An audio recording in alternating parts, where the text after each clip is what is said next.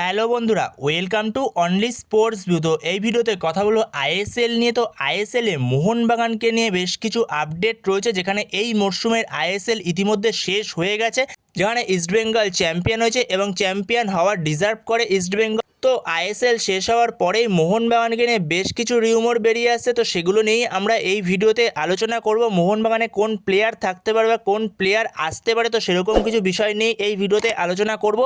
তো ভিডিওটি সবাই শেষ পর্যন্ত দেখতে থাকো, আর চ্যানেলে নতুন হয়ে থাকলে চ্যানেলটি সাবস্ক্রাইব করে পাশে থাকা বেল আইকনটি অন করে পাশে থেকো। তো সেখানে যদি আমরা সবার প্রথমে কথা বলি মোহনবাগানের কোচকে নিয়ে।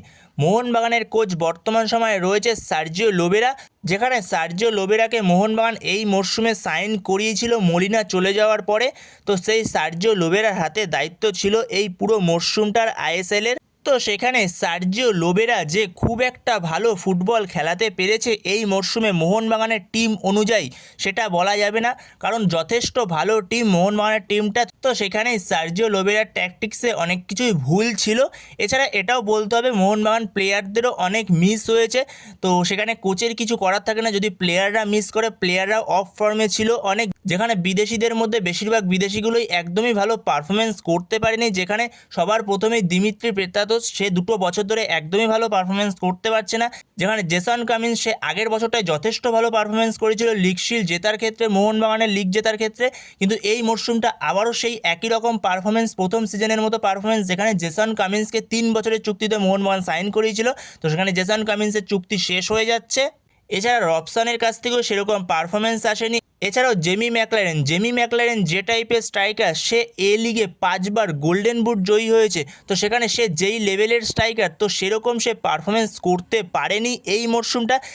যেখানে আগের মরশুমটা চোট আঘাতের পরেও যথেষ্ট ভালো পারফরমেন্স করেছিল জেমি ম্যাকলারেন, কিন্তু এই মরশুমটা সে অনেক মিস করেছে, সহজ চান্স মিস করেছে। যেখানে হয়তো ডার্বিতে যে লাস্ট মিনিটে যে চান্সটা পেয়েছিল ম্যাকলারেন, সেই গোলটা হয়তো ম্যাকলারেনের স্ট্যান্ডার্ডে করা উচিত ছিল। হ্যাঁ, হয়তো গিল ভালো সেভ দিয়েছে, এটা বলা যেতে পারে। হ্যাঁ, হয়তো প্লেয়ারদের মিস হয়, সেটা স্বাভাবিক, কিন্তু ম্যাকলারেনের যে স্ট্যান্ডার্ড, সেই স্ট্যান্ডার্ডে ম্যাকলারেনের ওই গোলটা করা অবশ্যই উচিত ছিল। তো সেখানে যেরকমটা আপডেট বেরিয়ে আসছে, লোবেরাকে রাখা হবে না পরবর্তী সিজনের জন্য, যেখানে লোবেরাকে ছেড়ে দেওয়া হবে। যেখানে লোবেরা এমন একজন কোচ, তার যে পছন্দের প্লেয়ারগুলো রয়েছে, যেরকম আহমেদ জাউ, মুর্দাটা ফল কিংবা হুগো বুমোসের মতো প্লেয়ারদের সে চায়, কারণ তাদের সাথে একটা আলাদাই বোঝাপড়া রয়েছে সার্জিও লোবেরার। তো সেরকম দল তো পাবে না সার্জিও লোবেরা, তো সেখানে সার্জিও লোবেরার কিছুটা প্রবলেম হয়েছে।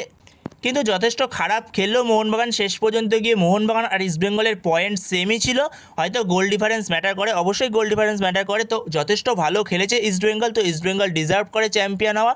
তো সেখানেই মোহনবাগানের নেক্সট কোচ কে হতে পারে, তো সেখানে মোহনবাগানের নেক্সট কোচ হতে পারে, সেটা হলো বর্তমান সময়ে যেরকমটা আপডেট বেরিয়ে আসছে, সেটা হলো নর্থ ইস্ট ইউনাইটেড এফসির কোচ জুয়ান পেদ্রো বেনালি, যে কিনা 2 বছর ধরে নর্থ ইস্ট ইউনাইটেড এফসির দায়িত্ব সামলাচ্ছে। যথেষ্ট এক্সপিরিয়েন্স রয়েছে ভারতীয় ফুটবলের সঙ্গে 2 বছর ধরে, যেখানে ভারতীয় ফুটবলটাকে মোটামুটি ভালোই চিনেছে সে, যেখানে যথেষ্ট ভালো কাজ করেছে ইয়ং একটা স্কোয়াড নিয়েও। তো সেখানে এরকমই আপডেট বেরিয়ে আসছে, জুয়ান পেদ্রো বেনালির সঙ্গে কথাবার্তাতে এগোবে মোহনবাগান ম্যানেজমেন্ট। তো জুয়ান পেদ্রো বেনালি একটা অপশান হতে পারে মোহনবাগানের জন্য নেক্সট কোচের জন্য। এছাড়াও আরও একজন কোচ রয়েছে মোহনবাগানের শর্টলিস্ট করা, কিন্তু সেই কোচটার নাম এখনও পর্যন্ত শোনা যায়নি। এছাড়া মোহনবাগান আরও একটা কোচকে দেখতে পারে, আমার পার্সোনাল ওপিনিয়ন, সেটা হলো আলবার্ট রোকা, যে কিনা এর আগে আইএসএলে কোচিং করিয়ে গেছে বেঙ্গালুরু এফসিতে। যথেষ্ট সাকসেসফুল কোচ, বেঙ্গালুরু এফসিতে যথেষ্ট ভালো কোচিং করিয়ে গেছে। তো এই আলবার্ট রোকাকে দেখতে পারে মোহনবাগান ম্যানেজমেন্ট। তো এর আগে যখন মলিনাকে নিয়ে এসেছিল, তো সেই সময় আলবার্ট রোকার সঙ্গে কথাবার্তা হয়েছিল মোহনবাগান ম্যানেজমেন্টের, এরকমই আপডেট ছিল। তো এই আলবার্ট রোকার দিকেও মোহনবাগান ম্যানেজমেন্ট দেখতে পারে। তো সেখানেই দেখা যাক মোহনবাগানের নেক্সট কোচ কে হয়, এটা এখনও পর্যন্ত পুরোপুরি রিউমোর পর্যায়েতেই রয়েছে। তো সেখানে দেখা যাক, পরবর্তী সময় এখনও দেরি আছে সব কিছু ডিল ডান হতে। তো সেখানে দেখা যাক, সদ্য আইএসএল শেষ হয়েছে, তো পরবর্তী সময় দেখা যাক মোহনবাগানের কোচ আদৌ কে হয়। তো পরবর্তী সময় এ বিষয়ে কোনো স্ট্রং আপডেট পাওয়া গেলে অবশ্যই তোমাদের সাথে তখন শেয়ার করে দেবো। তো এরপরে যদি মোহনবাগানে বিদেশিদের মধ্যে কোন প্লেয়ার থাকছে বা কোন প্লেয়ারকে মোহনবাগান ছেড়ে দিচ্ছে, তো এই বিষয়ে যদি আমরা কথা বলি, তো সেখানে মোহনবাগান জার্সিতে হয়তো শেষ ম্যাচটা খেলে ফেলেছে দিমিত্রি পেত্রাদোস তার। তো সেখানে দিমিত্রি পেত্রাদোসের সঙ্গে কন্ট্রাক্টও শেষ হয়ে গেছে মোহনবাগান ম্যানেজমেন্টে। তো দিমিত্রি পেত্রাদোসকে ছেড়ে দেবে, আর দিমিত্রি পেত্রাদোসকে দেখা যাবে না মোহনবাগান জার্সিতে। যেখানে দিমিত্রি পেত্রাদোস প্রথম দুটো সিজন সে যেরকম খেলেছিল, তো লাস্ট দুটো সিজন সে পুরোটাই অফ ফর্মে ভুগেছে। হয়তো আগের মরশুমে লিগ শিল্ড জেতার যে শেষ ম্যাচটা ছিল, তো সেই ম্যাচেই সে গোল করেছিল, লিগ শিল্ডটা সে জিতিয়েছিল শেষ মুহূর্তে গোল করে, কিন্তু তারপরেও সে অনেকটা অফ ফর্ম ছিল, সে আর সেই পারফরমেন্স দিতে পারেনি প্রথম দুটো সিজনের মতো। তো সেখানে দিমিত্রি পেত্রাদোসের সিজন হয়তো শেষ হয়ে গেছে মোহনবাগান জার্সিতে। এছাড়াও আরও একজন প্লেয়ারের সিজন শেষ হয়ে গেছে, তো সেটা হলো গিয়ে জেসন কামিন্স। তো জেসন কামিন্স সে যে আগের মরশুমটা যেটা Mohun Bagan last time league shield জিতল, তো সেই মরশুমটায় যথেষ্ট ভালো পারফরমেন্স ছিল জেসন কামিন্সের, লিগ শিল্ড জেতার ক্ষেত্রে যথেষ্ট ভালো একটা বড় হাত ছিল। তো তাছাড়া মোহনবাগান জার্সিতে যে 3 বছরের চুক্তিতে সাইন করেছিল, এই মরশুমটা বা প্রথম মরশুমটা সেরকম কোনো ধারাবাহিক পারফরমেন্স ছিল না জেসন কামিন্সের থেকে। যেখানে জেসন কামিন্সের স্ট্যান্ডার্ড অনুযায়ী অনেকটাই অ্যাভারেজ পারফরমেন্স ছিল জেসন কামিন্সের থেকে দুটো মরশুমে। তো হয়তো জেসন কামিন্সও তার লাস্ট ম্যাচটা খেলে ফেলেছে মোহনবাগান জার্সিতে। এছাড়া আরও একজন প্লেয়ারকেও মোহনবাগান ছেড়ে দেবে, সেটা হলো টম অ্যালরেড। তো টম অ্যালরেডকেও মোহনবাগান ছেড়ে দেবে, যেখানে টম অ্যালরেডের সঙ্গে মোহনবাগান আগের সিজনেই ছেড়ে দিত। যেখানে আগের সিজনে টম অ্যালরেডের জায়গায় রিপ্লেসমেন্ট করে কেভিন সিবেলেকে নিয়ে আসার চিন্তাভাবনা করেছিল মোহনবাগান ম্যানেজমেন্ট, যেখানে কেভিন সিবেলে এখন খেলছে ইস্টবেঙ্গলে।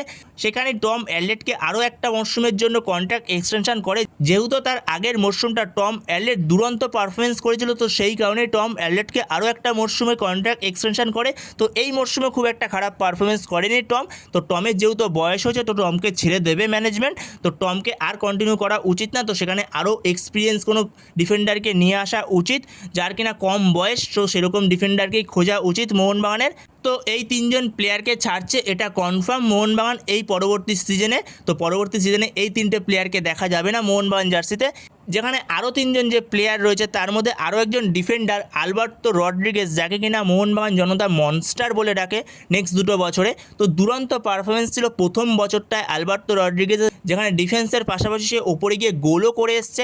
এবং লাস্ট যে সিজনটা খেললো আলবার্তো রড্রিগেজ, সেখানেও মোটামুটি ভালোই পারফরমেন্স ছিল, খারাপ পারফরমেন্স বলা যাবে না। তো সেই আলবার্তো রড্রিগেজের সঙ্গে মোহনবাগান ম্যানেজমেন্ট কন্ট্রাক্ট এক্সটেনশন করছে, এরকমই খবর রয়েছে। তো এটা প্রায় অফিসিয়ালি বলা যেতে পারে 80 থেকে 85% কনফার্ম। শুধুমাত্র কিছুটা একটু আটকে রয়েছে, যেহেতু আইএসএল নিয়ে একটা সংশয় রয়েছে। এই মরশুমে যেভাবে আইএসএল হলো, এখনও পর্যন্ত কোনো রকম স্পন্সর পায়নি আইএসএলের। তো পরবর্তী মরশুমে আইএসএল কী হবে এখনও পর্যন্ত কিছু বলা যাচ্ছে না। তো সেখানেই একটু সমস্যা হতে পারে বিদেশিদের। তো সেখানেই সেই সমস্যাটা মিটে গেলে কোনো বিদেশিরই কোনো সমস্যা হবে না। এরপরে যদি জেমি ম্যাকলারেনকে নিয়ে কথা বলি, তো জেমি ম্যাকলারেন তার দাম অনুসারে বা তার নাম অনুসারে তার পারফরমেন্স খুব একটা ভালো ছিল না এই মরশুমে আইএসএলে। সেখানে সে বেশ কিছু ইজি চান্স মিস করেছে গোলের ক্ষেত্রে। তো সেখানে যেরকমটা শোনা যাচ্ছে, জেমি ম্যাকলারেনকে নাকি অনেকেই বলছে ছেড়ে দিতে পারে, কিন্তু দেখো জেমি ম্যাকলারেনকে ছাড়বে না। জেমি ম্যাকলারেনের সঙ্গে মোহনবাগান 4 বছরের চুক্তিতে সাইন করেছিল, সেখানে মাত্র 2 বছর হয়েছে। জেমি ম্যাকলারেনের সঙ্গে আরও 2 বছরের চুক্তি পড়ে রয়েছে। তো সেখানে জেমি ম্যাকলারেন যে টাইপের স্ট্রাইকার, তার মধ্যে যথেষ্ট ভালো পটেনশিয়াল রয়েছে। সে হয়তো এই মরশুমটা খারাপ গেছে, কিন্তু পরের মরশুমে যে খারাপ যাবে এরকমটা বলা যাবে না। জেমি ম্যাকলারেন সে হয়তো আরও বেটার বল সাপ্লাই পেলে আরও ভালো ফিনিশ করবে। হ্যাঁ, হয়তো এই মরশুমটা তার খারাপ গেছে, তো সেখানে জেমি ম্যাকলারেনকে হয়তো মোহনবাগান ছাড়বে না, এরকমই আপডেট ধরে রাখো। যেখানে জেমি ম্যাকলারেনের কাছে বিদেশের বেশ কিছু ক্লাবের অফার রয়েছে, এরকমও শোনা যাচ্ছে। যদি আইএসএল নিয়ে পরবর্তী সময় অনিশ্চয়তার কিছু হয়, তো সেক্ষেত্রে জেমি ম্যাকলারেন পরবর্তী সময় নিজেও হয়তো ছেড়ে দিলেও দিতে পারে। বাট এখনও পর্যন্ত ওরকম কোনো আপডেট নেই, মোহনবাগানেই থাকছে জেমি ম্যাকলারেন, এটাই ধরো। এর পাশাপাশি যদি আরও একটা প্লেয়ারকে নিয়ে আমরা কথা বলি, তো সেটা হলো রবসান রবিনো। যেখানে রবসান রবিনো বসুন্ধরা কিংসের যেই টাইপের পারফরমেন্স করেছে, তো সেখানে মোহনবাগানে এসে একদমই সেই পারফরমেন্স করতে পারেনি। একদমই ভালো পারফরমেন্স ছিল না রবসান রবিনোর, এটাই বলা যেতে পারে। তো রবসান রবিনোর সঙ্গে মোহনবাগান 2 বছরের চুক্তিতে সাইন করেছে, আরও একটা মরশুমের চুক্তি মোহনবাগানের সঙ্গে পড়ে রয়েছে রবসানের। তো সেখানে দেখা যাক রবসানকে নিয়ে কী করে মোহনবাগান ম্যানেজমেন্ট, কী ভাবনা চিন্তা করে রবসানকে নিয়ে পরবর্তী সময়। যত সম্ভব হয়তো রবসান থেকে যাবে পরবর্তী মরশুমের জন্য।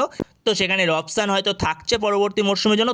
তো তোমাদের এ বিষয়ে কী মতামত? মোহনবাগান ম্যানেজমেন্টের কোন কোন প্লেয়ারকে রাখা উচিত পরবর্তী মরশুমের জন্য বিদেশিদের মধ্যে? তো তোমাদের এ বিষয়ে মতামত অবশ্যই কমেন্ট বক্সে জানিও। তো তোমাদের মতে কোন বিদেশিকে রাখতে পারে মোহনবাগান ম্যানেজমেন্ট, কোন 3 বিদেশিকে রাখতে পারে? 3 জন থাকবে এটা ধরে রাখো, আর 3টে বিদেশি আসবে পরবর্তী মরশুমে। এছাড়াও দুদিন ধরে আরও একটা রিউমোর বেরিয়ে আসছে, যেখানে ইস্টবেঙ্গলেরই 2জন প্লেয়ার যেখানে একজন হলো ইস্টবেঙ্গলের ডিফেন্সে কেভিন সিবেলে, আরেকজন হলো মিগুয়েল ফিগুয়েরা।